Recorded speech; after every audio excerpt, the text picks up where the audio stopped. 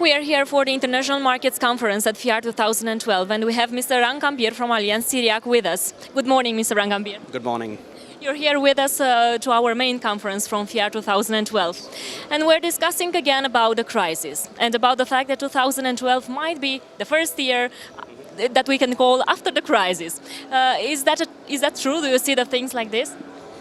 Well, I think all of us need a lot of optimism, and it was quite a surprise that when CHESEA announced the figures for the first quarter this morning, they announced for the first time after many years some positive figures, and I think that's a cause for optimism. So I believe that a lot of the companies in the market are aware of what is required to be done in order to move the market in the right direction and actually go back onto a path of growth, or at least stop any further declines. And in this regard, I hope very sincerely that we will see some positive messages, positive news at the end of the year. What could be the source of growth in 2012? Well, I think the source of growth in 2012, at the end of the day, this year will have to come also from improving the quality of the business, and that would have to come from the pricing of the business. So we have already seen some positive measures in Archaea, where in the first quarter, even though at the level of the market, the premium still decreased in the first quarter, but there were companies who took measures to make sure that they directed the business in a more stable and in a more positive direction, because we need to be able to pay the claims from the businesses that we write on our books.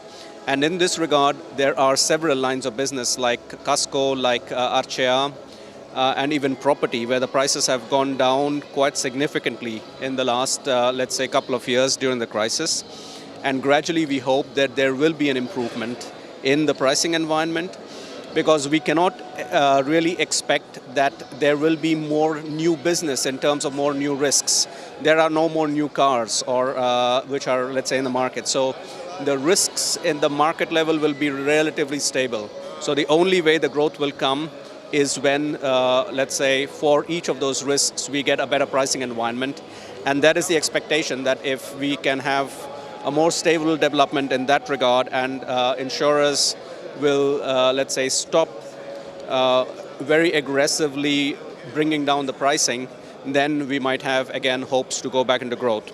Of course, there will be other segments in the market where there will be growth, like I hope also the life insurance segment, which will continue the positive developments which it has had now over the last, let's say, more than a year.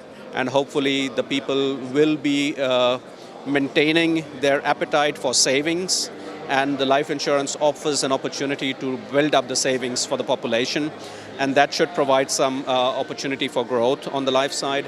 I think there will also be opportunity for growth in the health insurance business, because of all the consciousness that is now built up with the legislative changes which are expected to come into the market. So that might also provide some opportunities for growth.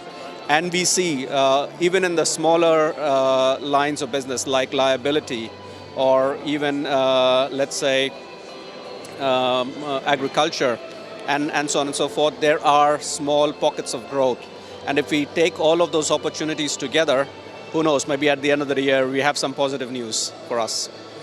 I would like to end with a question especially regarding your company, ALLIANZ-TIRIAC Asigurari. We have this year, for the first time at FIAR, Gratex International, a company that works with ALLIANZ-TIRIAC Romania and implemented a system regarding the reinsurance part of the company. Could you tell us a few words about this system?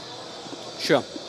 I mean, for us in Allianz, it is very important that we are able to adequately manage all our reinsurances, because reinsurance is a very important risk management tool.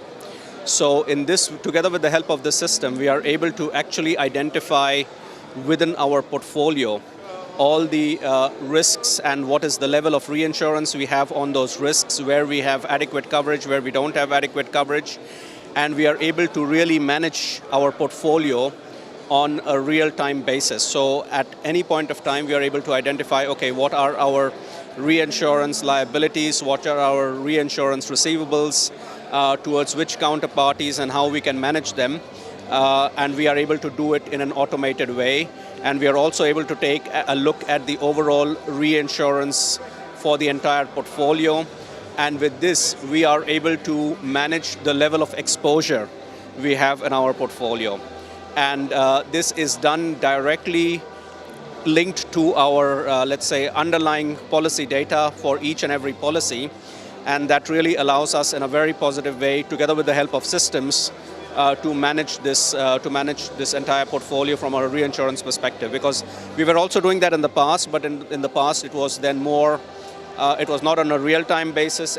We had more delayed information. We had to then do some manual adjustments to make sure that we had a clear picture. But right now we are also able to do it in a very automated way, and which gives us a very good comfort that our figures on an ongoing basis are on a very stable basis, and which I think is very, very important, because I think reinsurance, especially for Romania, given the level of Nat Cat exposure that we have in the market, is very, very important. And I know we have a session in the afternoon on this particular subject, and that will be very, I think that's going to be also a very important discussion, especially considering the level of growth we have had on the property business over the last year and a half across the market. I think it's going to be very important for all the companies to be aware and to actually actively manage the reinsurance of their portfolio, because I'm sure nobody wants to carry more risks on their books than they have really the appetite for, especially as we go closer and closer to implementation of Solvency II, where this aspect of reinsurance becomes very important.